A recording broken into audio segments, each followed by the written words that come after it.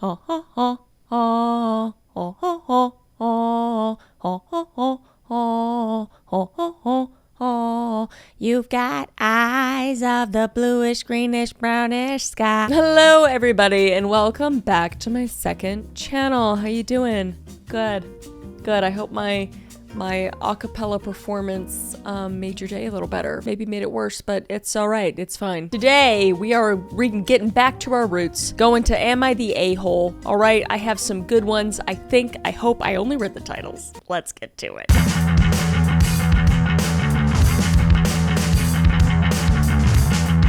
Am I the a-hole for leaving my boyfriend's place in the middle of the night after he locked the bathroom? Were you locked in the bathroom, or was he locked in the bathroom? Did he take a nasty shit? I need more context. Let's read it. This happened a few nights ago, and I'm honestly still weirded out. I, 28 female, was staying over at my boyfriend's 31 male place. We've been dating for about 6 months. Around 11 p.m., I got up to use the bathroom. I tried the handle, and it was locked. I waited, thinking maybe he was in there, but nope, he was just sitting on the couch. Oh. I asked, why is the bathroom locked? And he says, I don't let people use my bathroom after 10 p.m. It's a boundary I have. My guy.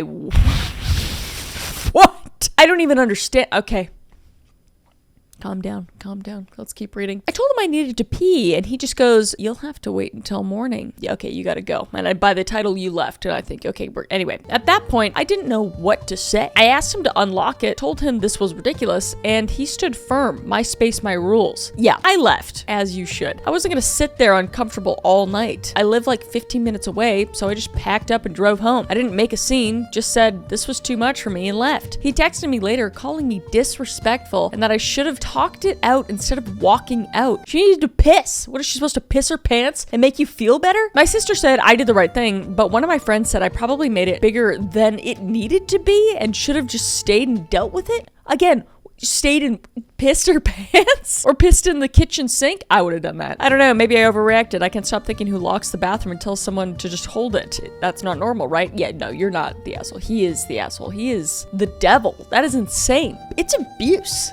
You're making someone hold their pee for what? I mean, I'm assuming it's not for his own pleasure, but it's like a control thing that's really fucking weird. I don't understand this at all. But no, you're not the asshole. I would have left immediately like you did. Let's see what the comments say though. I'm so curious. That is not normal at all. Not the asshole. Yeah, not the asshole. Who the hell locks the toilet at 10 p.m.? Does he think he is a council? This guy is walking red flag. The friend who thinks OP should have stayed and dealt with it. Hello? If OP had stayed, they would have peed themselves. Exactly. This dude has major issues. No, OP cannot sit and talk through it. They gotta go. In more ways than one in this case. OP needs to stay away from this psycho. Talk about unreasonable and controlling. OP can do so much better, and they deserve so much better. OP needs a hard boundary of no assholes. Absolutely insane. I don't need to stew on this one. It's pretty black and white. Let me know what you guys think down below. But let's move on. Am I the asshole for forgetting to tell my boyfriend I used to have an STD 6 years ago?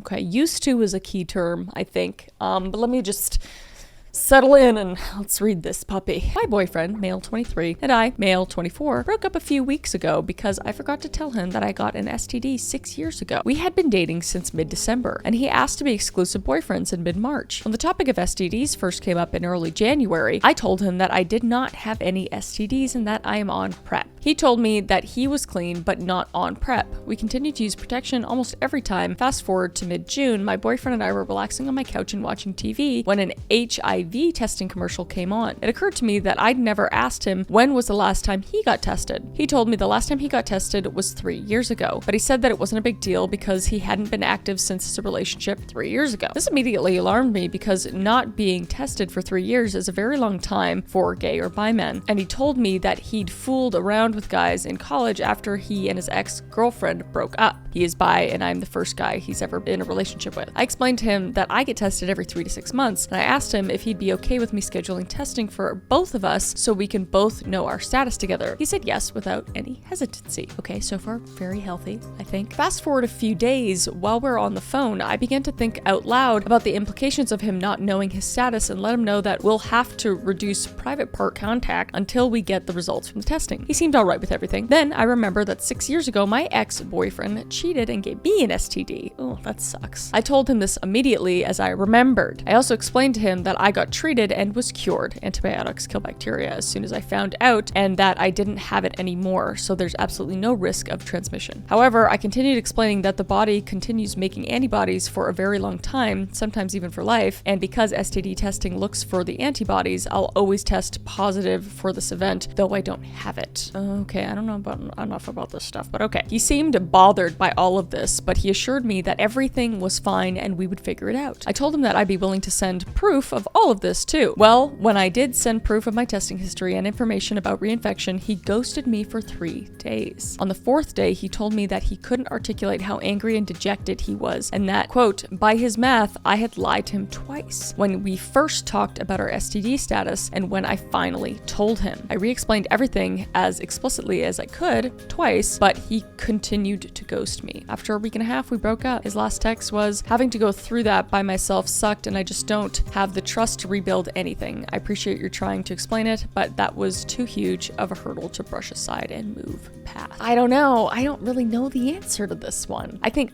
honesty is always the best policy. And if you're bringing up the topic of STDs specifically and you're like, have you ever had one? Or this, it probably should have been brought up then, especially if I believe you were the one bringing it up. So I could see where he feels like, what the like I was put on blast for not having testing, and then you didn't even tell me that you had this previous. So I understand where he's coming from. Are you the asshole necessarily? Maybe soft asshole? I don't know. I'm gonna kind of lean on the comments for this one and see. His 3-year gap without testing in your history should have both been discussed back in January, which is also when you should have just went and gotten tested together. Yeah, I think it was just like in the moment it was brought up and you didn't bring up that information. So I get it. Not the asshole. Your ex is a walking lesson in why comprehensive sex ed should be mandatory, accurate, and frequent. Yeah. I don't know. I think you guys are better off apart, probably for the best, and you could probably take a lot from this. I think it's responsible to tell the past if it pertains to a future partner, and stay on top of that stuff. So, yeah. What do you guys think? Tell me down below, but let's move on. Am I the asshole for asking my sister-in-law not to call my husband daddy? Ew! What the hell? My husband, 53 male, and I, 40 female, have been married for 2 years. I'm his second wife, and we have no kids together. But he has one, 28 female, from his previous marriage. His parents have a beach house that everyone spends time at, and we're usually all there around the same time due to school break schedules. My sister-in-law, 50 female, and brother-in-law, 50 male, husband's brother, were there, along with my husband and I, and a few other people, including my husband's kid, 28 female. We were all sitting around the table drinking and playing games when my sister-in-law starts calling her husband daddy. Okay, so sister-in-law was calling her husband daddy. Okay, that's their business. Okay, understandable. They've got 2 kids together. She probably used this term around their house. A few minutes go by and I hear her yelling at my husband, calling him daddy, trying to get his attention. I immediately mentioned to her that I find that weird and to please not call him that. Later, I found out through my husband's daughter, 28 female, that on a different occasion, sister-in-law was talking to the daughter, 28 female, and said, I love you, OP, but your dad, he's my person. What? So the sister-in-law and your husband, might be something going on there. Daddy, what the fuck? That is like the last nickname to call anybody that isn't your significant other. Even your significant other, for me, that's ugh. So I'm at the asshole for thinking something untoward is going through sister-in-law's mind. Should I confront sister-in-law and ask her clarify what she means by using these terms? I would absolutely ask for clarification. Just be like, hey, come into it super innocent. Just be like, hey, it's a little weird. There's an okay way to go about it. I would do it to clear her mind, and then you can base it off of that to see how she reacts. You can see how she reacts. Because I don't know. But I would definitely confront her. Comments say, girl, sister-in-law literally admitted to wanting your husband. Absolutely not. And her calling your husband daddy is weird as fuck. Agreed. And I don't understand why brother-in-law doesn't have a problem with that. And your husband needs to immediately establish boundaries with her. He should be the one telling her to stop, not you. Yeah, so you can confront her, and then, if it goes haywire there, I would still obviously talk to your husband about it, but he needs to be the one to lay that, just like cut that down. And her sister-in-law's brother-in-law shouldn't be allowing it either. I would be unhappy if I were the brother-in-law in the situation. Yeah, so her husband, like how fucking weird is that? Info, that's creepy, and you asking once isn't asshole behavior. Yeah, I agree. Has she been calling him that for long? How does your husband feel about being called a sexually charged nickname by his brother's wife? Yeah, oh god, it's so weird. Have they previously been romantically or sexually involved? Has she been asked to stop before you asked her to? Has she continued to call him that after she's been asked to stop? Yeah, all very relevant questions. Is that part of the why his first wife left? That's so freaking weird. Gives me the yuck. Plot twist, sister-in-law is the ex-wife. I don't know about that. Yeah, definitely confront, gauge, get the husband involved, get him to shut it down, because it's just fucking weird. It's just some, what the kids would call pick-me behavior. You know? All right, next. Am I the a-hole for refusing to go to my sister's wedding because I never got my dream wedding? Probably, but we'll see. I don't know. I got a lot of sisters, all right. All while growing up, my parents would talk up me and my sister's wedding. They said that their wedding was by far one of the best days of their lives, and they wanted to be able to give that to their kids. So all this time while growing up, they had binders saving accounts purely to plan our dream. No matter the cost, we could enact our visions. That is really sweet, okay? That's insane. I love it. Fast forward to last year when me and my wife, my now wife, are now engaged, and they went to their parents to plan the wedding, and they sat you down and explained that COVID and the economy in recent years has disrupted business quite badly, and things weren't looking great and they wouldn't be able to afford it. I was heartbroken, but I understood, and we instead had a low-key affair. Life happens, you know, that's extremely fair. Can't base your whole life around like what mommy and daddy are saving for you, you know? Anyway, fast forward to yesterday after my little sister got engaged. My family and my wife and her fiance went out to celebrate, and the topic of the wedding came up, and my mom pulled out the binder and started talking up her wedding, talking about all the extravagant things they would do. I didn't say anything, but I slowly kind of realized that it didn't really make sense that they could afford her wedding and not mine. There's more to read, but I understand the frustration, obviously. It's like, oh, wow, they get that, and then we, you know, ours was just last year, and we got, like, nothing or whatever.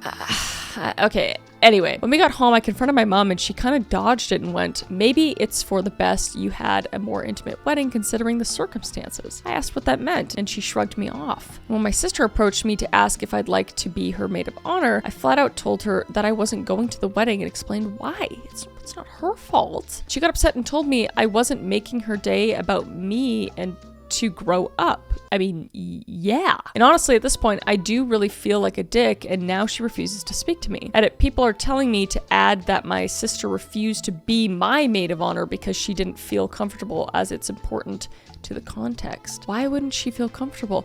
Is it they're not giving anything that's like who is who? I'm assuming she said she, and then she also said her wife, so I'm assuming they're a lesbian couple, or, you know, it's two women together. So I'm wondering if that's this thing that's this thing that's like plaguing this family, and that why she's uncomfortable. So then that's a whole other layer to this cake, and I wish she would have gone into that more, because that's not okay. And now I understand it even more if that is the case, and it is quite shitty. You know, you can't control your parents' financial stance, but it's sounding like you kind of got brushed off, and then they're focused on the wedding they're quote comfortable with, which is extremely shitty if that is the case. I'm just going off of what I have here, which is not a lot. I'm gonna go to the comments to dig to see if there's something I missed. I fear that the you're the assholes are missing the homophobic, bigoted point. Yeah, fully not the asshole that your parents refused to give you your dream wedding, and shame on your sister for glossing over the part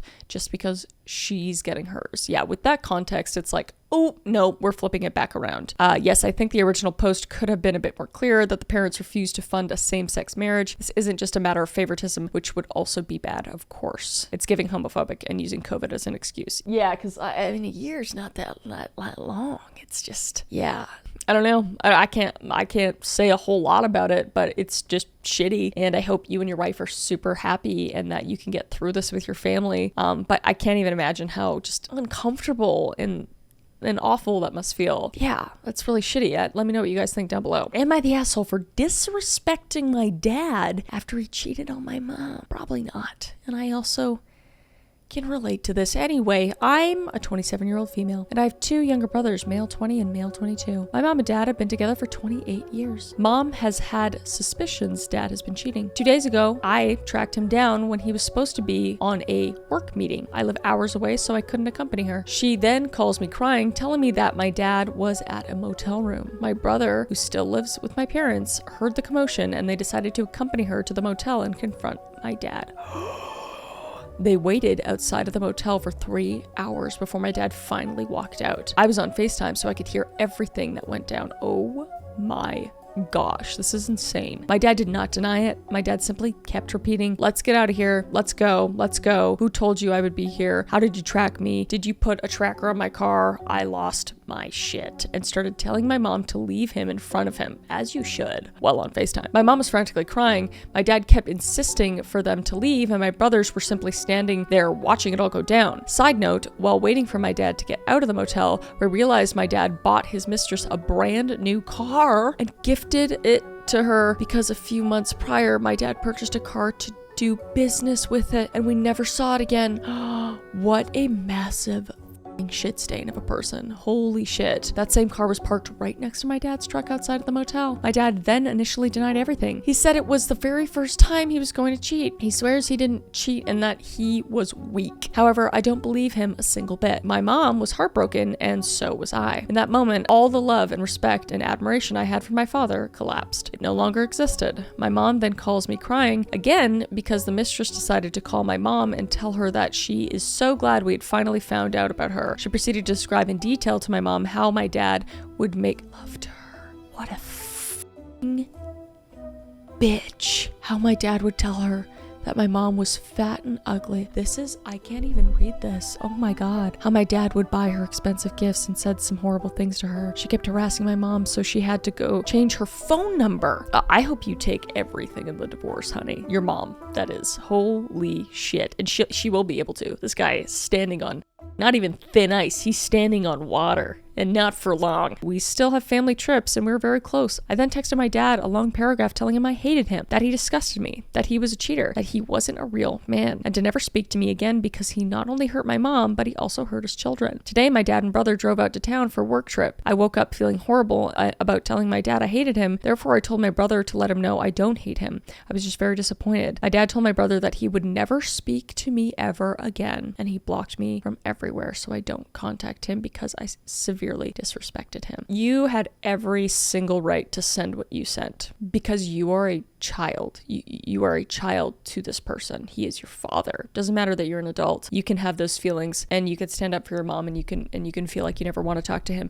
It is his job as a father to understand that you're angry and to, take responsibility for his actions and realize that there could be a turnaround to be like, okay, I understand, sweetie. I still love you. I'll be here for you when you don't hate me anymore, something like that. That's what a good father would do. But this is not only a horrible husband, also a horrible father. Absolutely horrible. Just I don't even understand the thought process behind this. I think this person just doesn't want a family. He doesn't respect anyone in the family except for himself. He's an extremely selfish person. But yeah, you are not the asshole at all. Let's see what the comments said though. Not the asshole. Your dad is playing the victim. Yep, he's not the victim. He has betrayed your family and particularly your mother. He has spent the family resources on his mistress. He has exposed your mother to this insane woman and any STIs she has. He is disgusting. Absolutely. And the fact that he I'm assuming he just let this other woman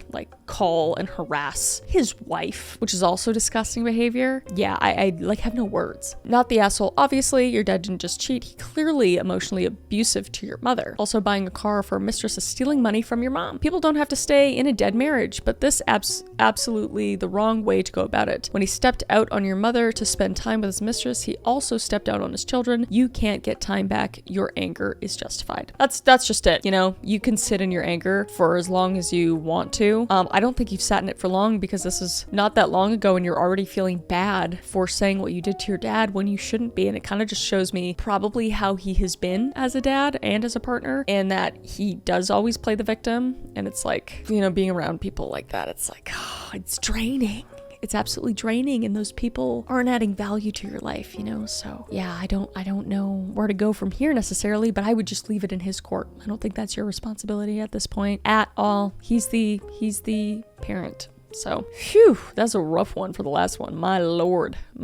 But that is it for today. I'm gonna go call my dad and tell him how grateful I am to him. I got two of them, stepdad and a biological dad. Grateful for both of them. So, yeah, crazy. Let me know what you think down below.